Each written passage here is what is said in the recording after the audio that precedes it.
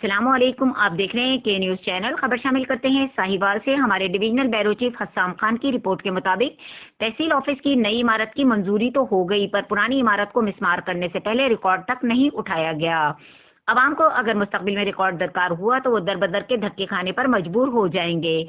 मिसबार building के अंदर कई हजार स्टाम्प पेपर्स, अदालती नोटिस और कुछ मुकद्दस कीमती औराक भी शामिल हैं, जिनकी बेहुरमती हुई है। के न्यूज HD चैनल की DC साहिवाल से अपील है कि इस मामले को जल्द अज जल्द देखें और जिम्मेदारान के खिलाफ कार्रवाई की जाए। नाम पढ़ के बताइएगा। ये दरखास्तें दरखास्तें तहसीलदार के नाम। ठीक है जी। वर्किंग स्टेट प्लान है। ठीक है जी। नाम पढ़ के बताएं, ऊपर लिखे होंगे। जनाब चेयरमैन साहब को दरखास्त दी है। नहीं, किसने दी है वो जरा दिखाइए। मेंबर जिला कौंसिल।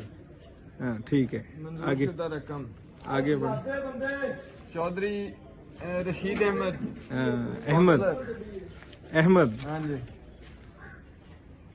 ये भी बिल पास हुए हैं। ये कोर्ट का ऑर्डर है। ये कोर्ट का ऑर्डर है।